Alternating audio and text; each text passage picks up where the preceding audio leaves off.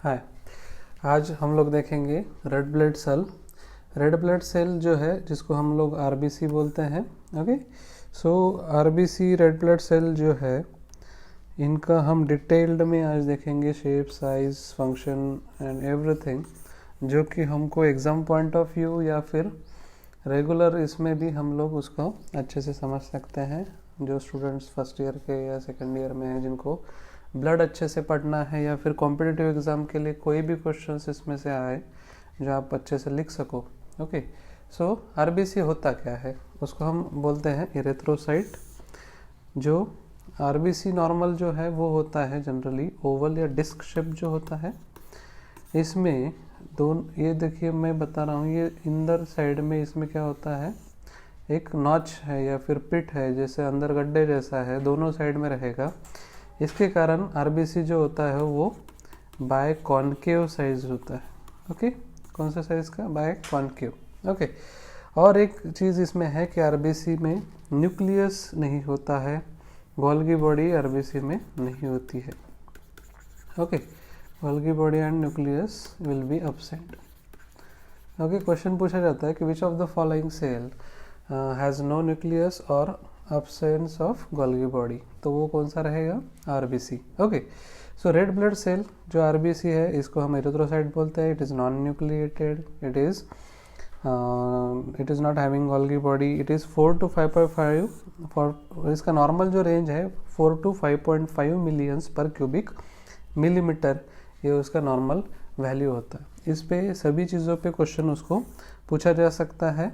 Okay, so ये सब चीज़ें अगर इजी क्वेश्चंस पूछा जाए तो उसमें देखेंगे। ओके, नेक्स्ट, अब इसमें मॉर्फोलॉजी देखेंगे कि आरबीसी का शेप साइज है, उससे क्या सिग्निफिकेंस है और होता क्या है। हमने ऑलरेडी बोला है कि its shape is disc shape, जैसे डिस्क लाइक शेप होती है, पर डिस्क बीच में क्या रहेगी, ऐसा थोड़ा सा उसमें गड्ढा टाइप रहेगा, जिसके कारण वो दोनों साइड से जो गड्ढा टाइप दिख रहा है, ये देखिए, ये ऐसा नॉर्मल उसमें क्या है, कर्व है मिडल साइड में। ओके, सो ये जो बायकॉन्केव शेप है, उस बायकॉन्केव शेप के कारण उसका क्या इंपॉर्टेंस या सिग्निफिकेंस होता है ये हम देखेंगे। ओके, अब बायकॉन्केव को ही हम लोग डम्बेल शेप भी बोलते हैं, डम्बेल शेप। ओके, तो ये बायकॉन्केव या डम्बेल शेप अगर पूछा जाए which of the following cell, so वो रहेगा आरबीसी। तो इसका सिग्निफिकेंस क्या है डम्बेल या बायकॉन्केव का इसमें? इसके कारण ये जो पिट है, ये जो शेप ऐसा हो रहा है आरबीसी का, उसके कारण क्या हो जाएगा कि ये जो सरफेस एरिया है वो ज़्यादा मिलेगा, जिससे O2 और CO2 का डिफ्यूजन जो है वो इजीली हो पाएगा। Maximum surface area O2 CO2 absorption और अदर सब्सटेंस के एब्जॉर्प्शन के लिए जो है, absorption and excretion of O2 CO2 and other substances, इसके लिए ज़्यादा स्पेस मिलता है। उसके बाद ये शेप होने के कारण जब भी इस आरबीसी को छोटे ब्लड वेसल्स में से स्क्वीज़ होना पड़ेगा।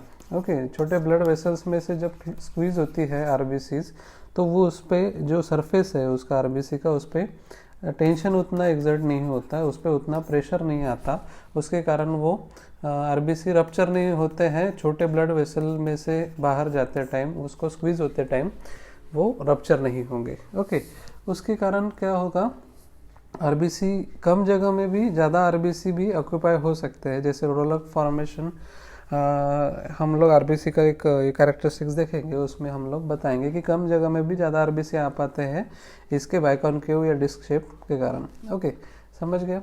तो नेक्स्ट, अब इसके प्रॉपर्टीज़ क्या है आरबीसी की, तो रोलक फॉर्मेशन है। रोलक फॉर्मेशन यानी क्या है, आरबीसी एक के ऊपर एक के ऊपर एक ऐसा जो है वो क्या कर देते हैं, एक जब भी वो प्रेसिपिटेट होते हैं, जब भी हम लोग उसको सेंट्रीफ्यूगेट करते हैं, जब वो सेटल होते हैं, या फिर नॉर्मल उसका जो कुछ इसके कंडीशंस के अंडर वो ये जो है एक के ऊपर एक वो अपना एक ये कर लेते हैं, एक चेन बना लेते हैं, उसको रोलेक्स फॉर्मेशन बोलते हैं।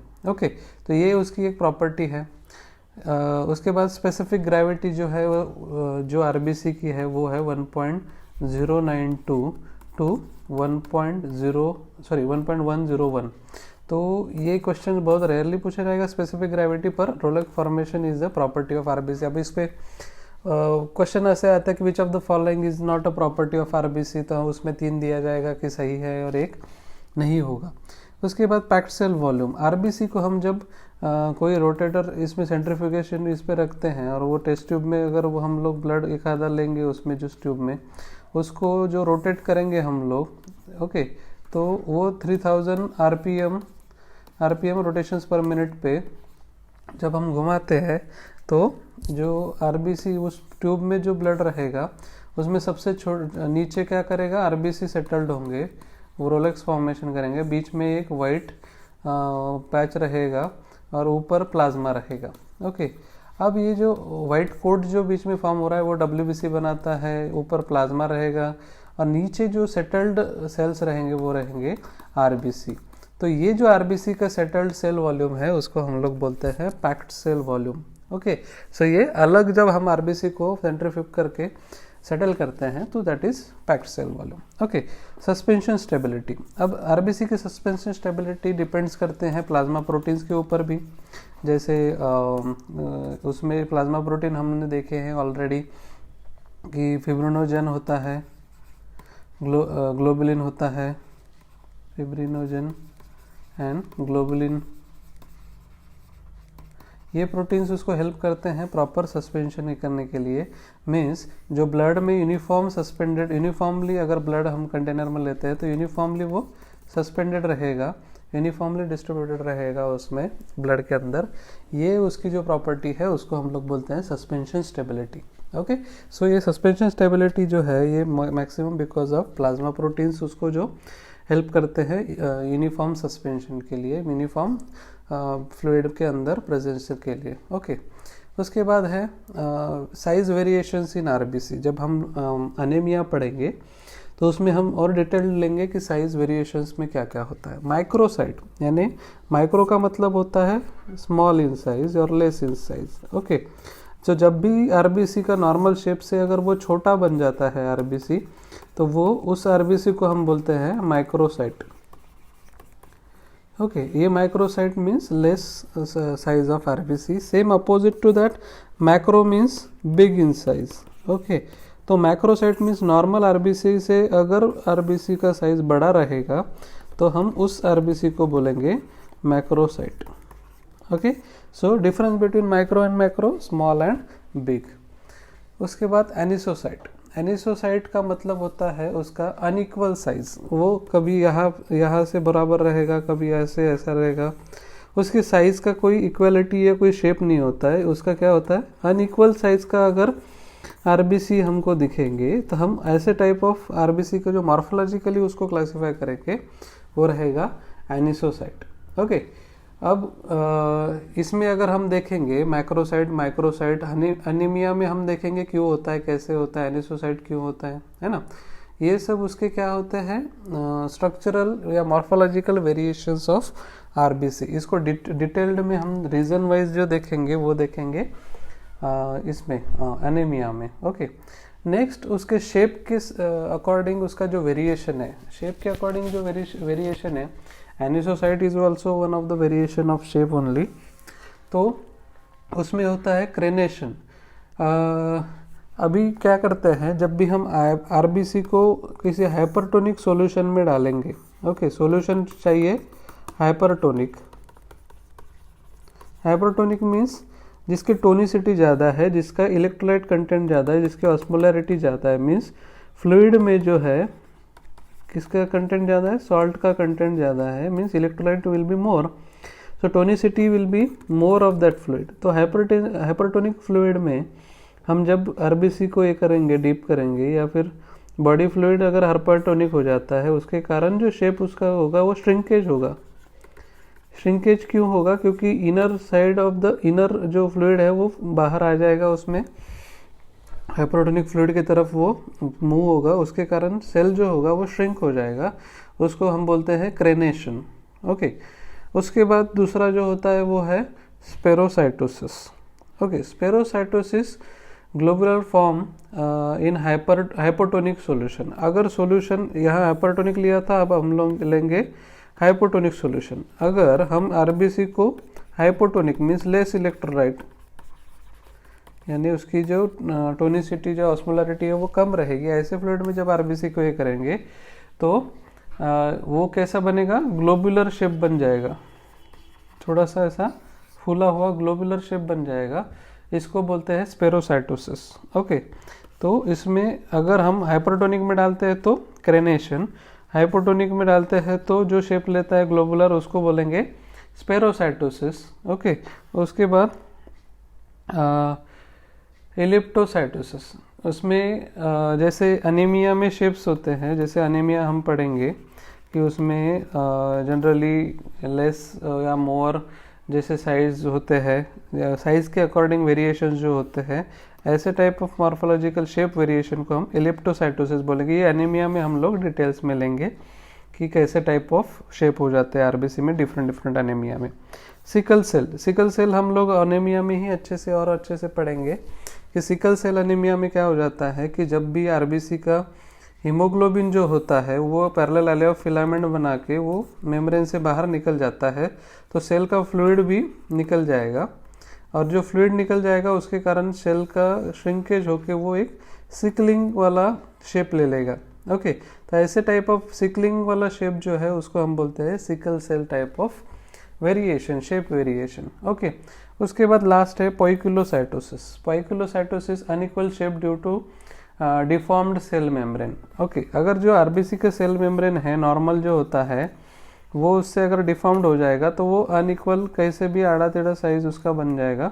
ऐसे टाइप ऑफ आरबीसी को हम, it is because of some deficiency और समथिंग, तो इसको हम बोलेंगे पोइकुलोसाइटोसिस। तो हमने अभी शेप वेरिएशंस देखे, क्रेनेशन, स्पेरोसाइटोसिस, एलिप्टोसाइटोसिस, सिकल सेल का वेरिएशन या पोइकुलोसाइटोसिस। ये उतना इम्पोर्टेंट नहीं है, फिर भी हम लोग अगर क्वेश्चन कभी कुछ पूछा जाए तो हमको आना चाहिए। Next, life span of RBC. हर किसी ब्लड सेल का अपना एक लाइफ स्पैन होता है। तो आरबीसी का फॉर्मेशन हो रहा है बोन मैरो में। ओके, फॉर्मेशन एंड मैचुरेशन जो बोन मैरो में हो रहा है, बाद में उसको ब्लड में हम लोग ब्लड में आता है, मीन्स वेसल फ्लूइड में, वस्कुलर फ्लूइड में आ जाएगा।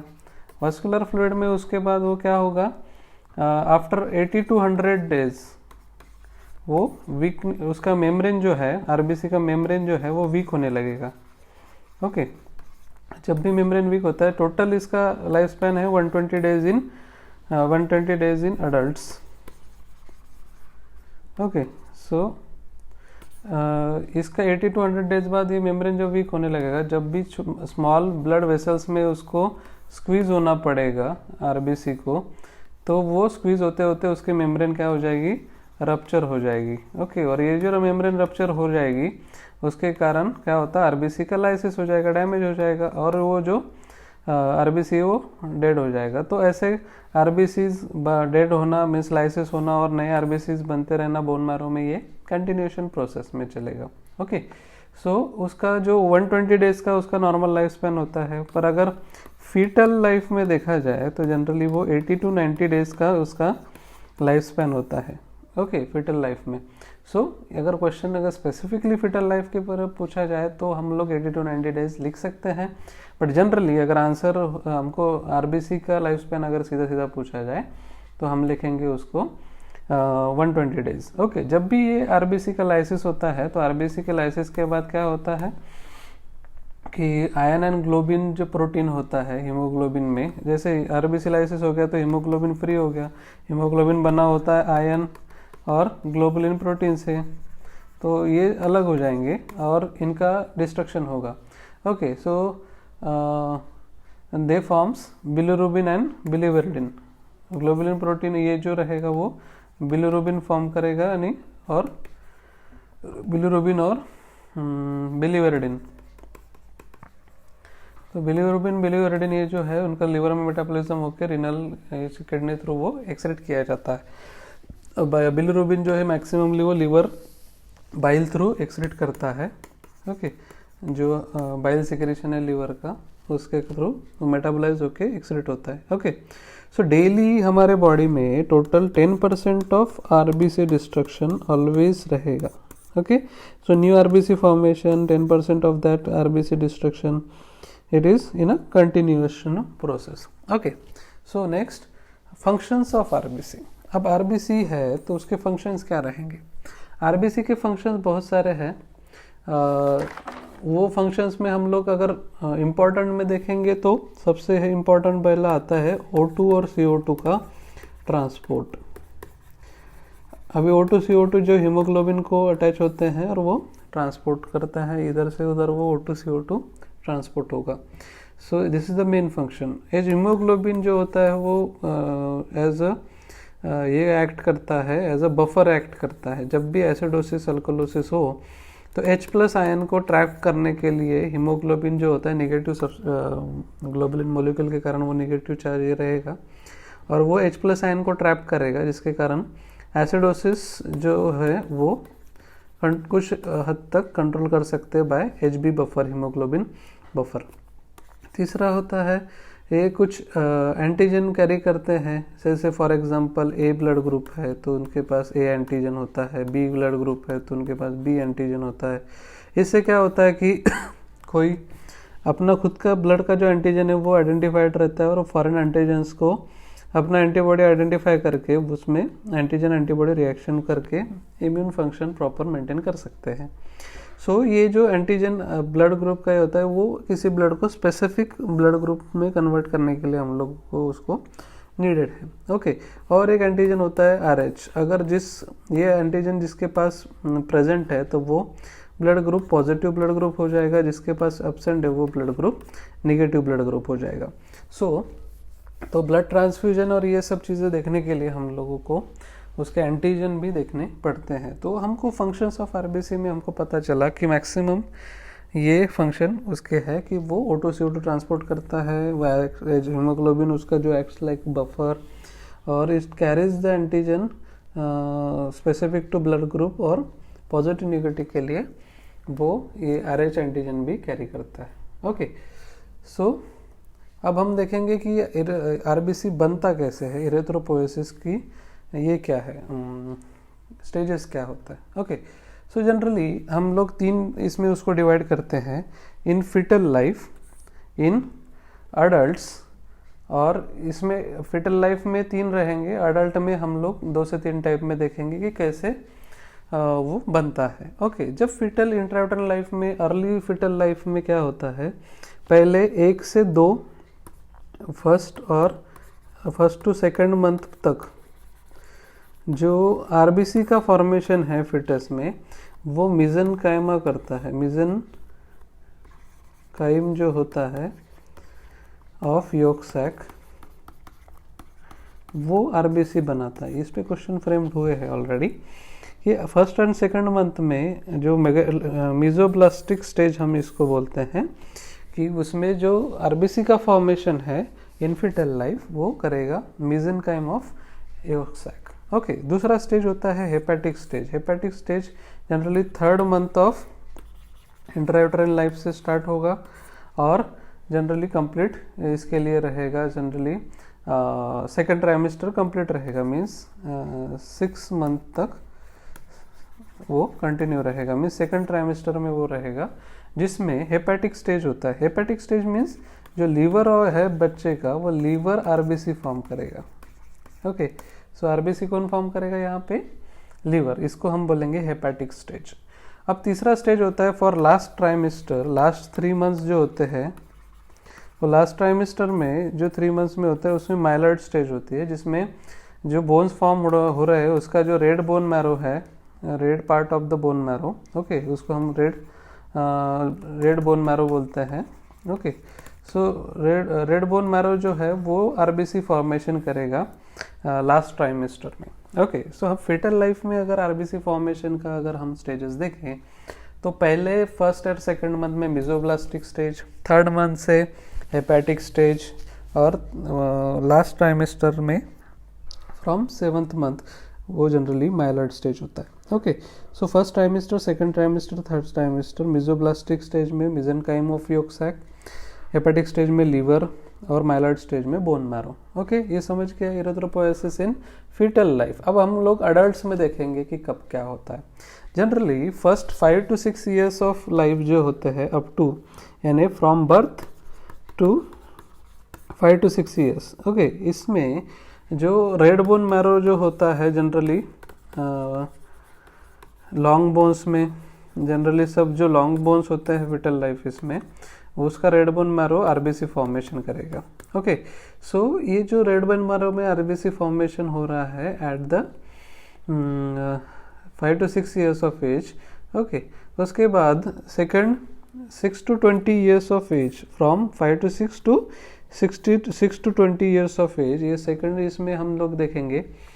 वो जनरली क्या हो जाता है कि लार्ज जो लॉन्ग बोन जो है, लार्ज बोन या लॉन्ग बोन्स जो है उसका रेड बोन मैरो पार्ट जो है, ओके, रेड बोन मैरो इसका, और कुछ flat bones,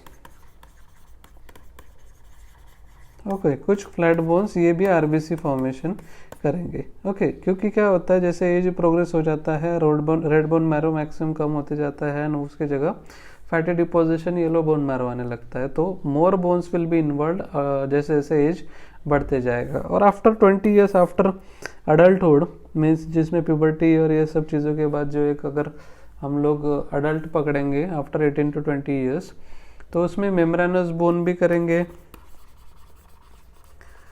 okay, membranes bone like vertebra, long bones और वो तो कर ही रहे हैं, वर्टिब्रा, स्टर्नम, इन ये जो मेम्ब्रेनस बोन है वो भी करेंगे, रिब्स, स्कैपुला, उसके बाद में iliac bones, okay, skull bones, ये सब बोन्स भी आरबीसी फॉर्मेशन शुरू कर देंगे। ओके, सो इसमें हम लोग ने देखा कि 3 टाइप से फिटल लाइफ में और 3 टाइप से अडल्ट लाइफ में कैसे शुरू होता है। ओके, जब कोई बोन डिसऑर्डर हो, एबनॉर्मल कंडीशंस में कोई बोन मैरो का डिसऑर्डर हो या बोन डिसऑर्डर्स हो, तो ऐसे कंडीशंस में जनरली स्प्लीन भी आरबीसी फॉर्मेशन कर सकता है। ओके, स्प्लीन के पास भी ये कैपेबिलिटी रहेगी ऐसे टाइम में कि आरबीसी वो उतना नॉर्मल क्वांटिटी में नहीं कर पाएगा, but it can form RBCs in bony disorders. Okay, समझ गए। So next sequence of erythropoiesis. अब आपको ये डिटेल में नहीं पूछा जाएगा कि इरेथ्रोपोएसिस का सीक्वेंस क्या है, बस इतना पूछा जाएगा कि उसको सिक्वेंशियली अरेंज करो कि कौन सा स्टेज पहले कौन सा बाद में। ओके, सो इसमें ये तो पिक्चर वाइज हमने दिखाया है, एक्चुअल अगर सीक्वेंस हमको देखना है तो उसमें सबसे पहले रहेगा प्रो इरेथ्रोब्लास्ट, ये जो पहला ही दिया हुआ है प्रो इरेथ्रोब्लास्ट। तो ये प्रो इरेथ्रोब्लास्ट के बाद हम देखेंगे कि जस्ट अ मिनट, उसके बाद सेकंड स्टेज होता है अर्ली नॉर्मोब्लास्ट,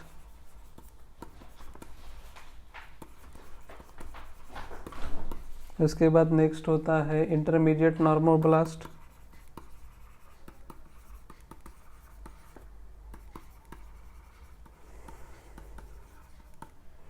ओके, उसके बाद होता है late normoblast,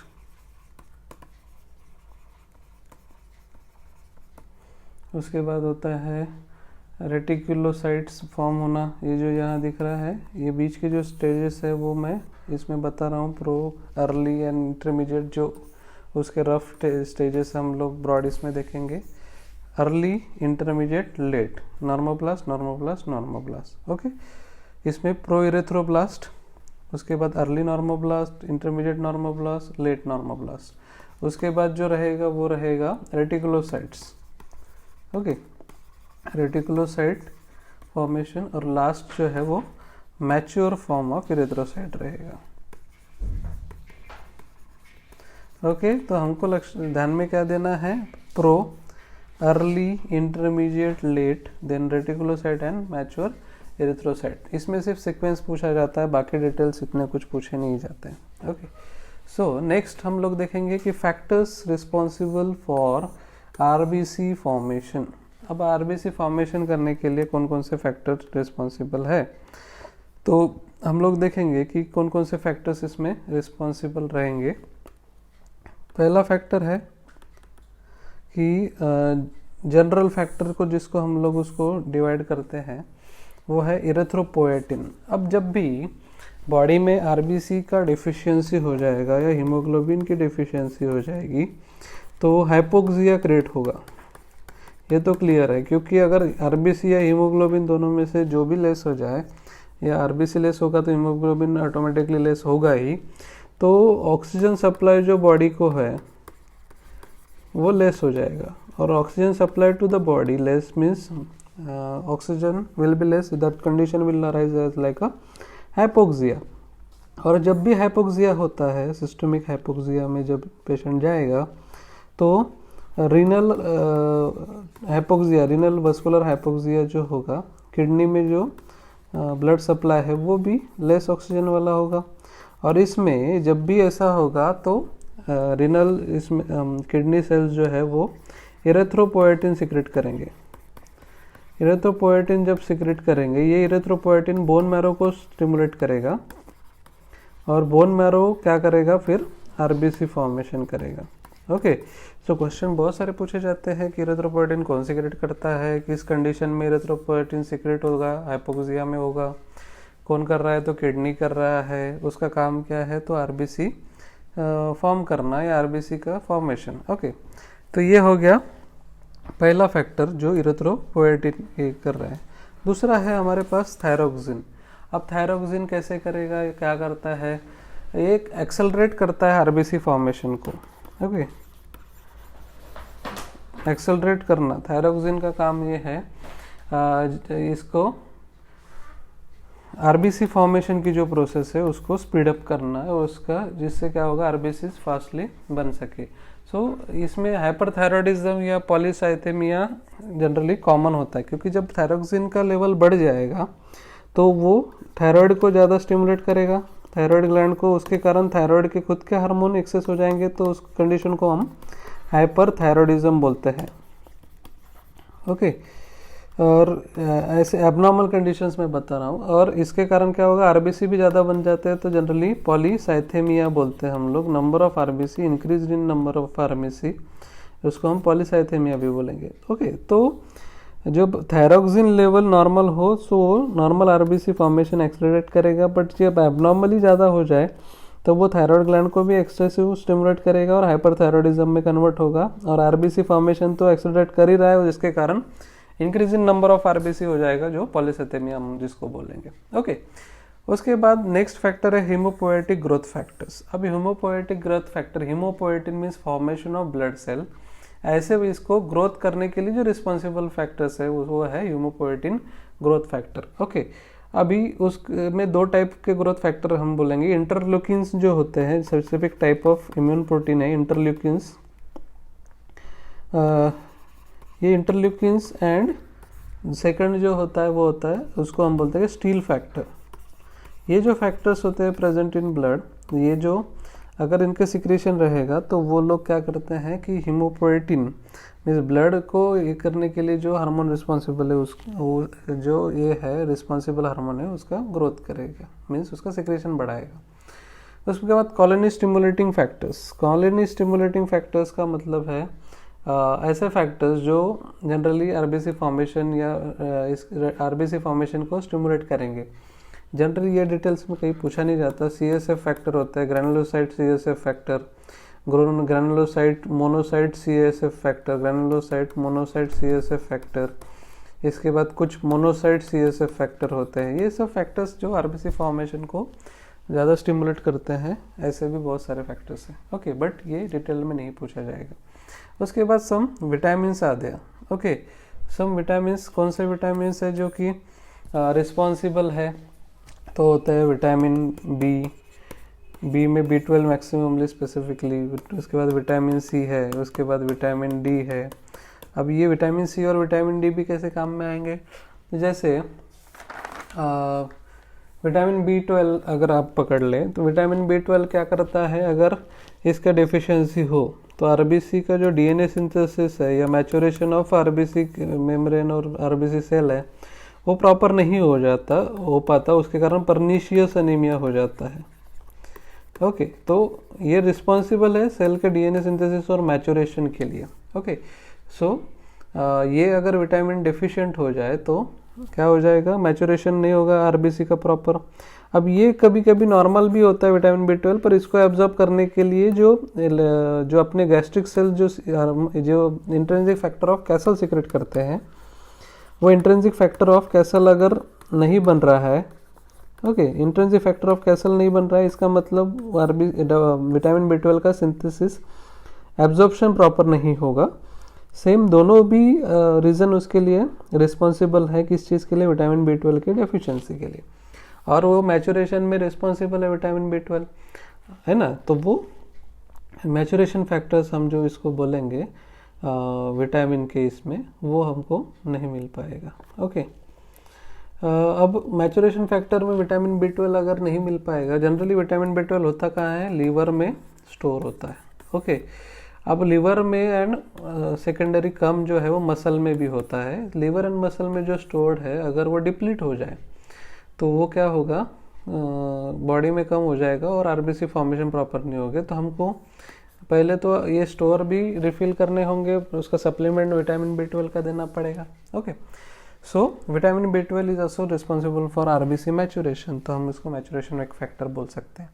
intrinsic factor of castle already मैंने बोल दिया है कि इंट्रिंसिक फैक्टर कैसल नहीं होगा तो विटामिन B12 जो होगा उसका एब्जॉर्प्शन नहीं होगा। इंट्रिंसिक फैक्टर कैसल कौन सीक्रेट करता है, गैस्ट्रिक सेल्स सीक्रेट करते हैं।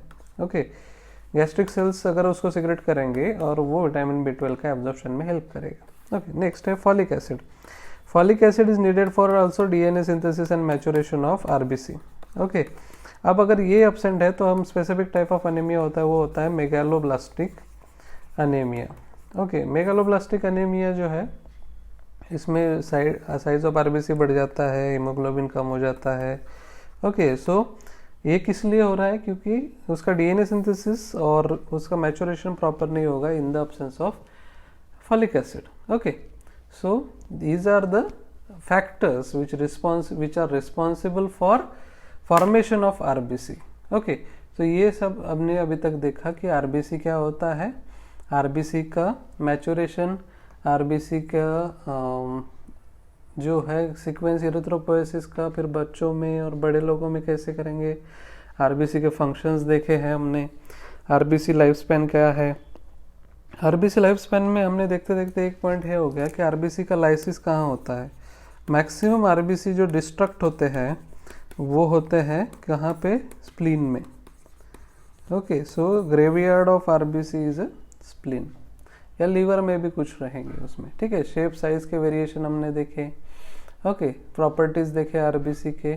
उसके बाद मॉर्फोलॉजिकल इसमें ये देखा कि बाइकॉनकेव शेप या डम्बल शेप जो है, डिस्क्वायड शेप, वो क्यों है। ओके, सो हमने अभी देखा कि आरबीसी क्या है, आरबीसी के डिटेल्स देखे और इसमें क्वेश्चन कहाँ फ्रेम हो सकता है ये भी देखा। Okay, thank you.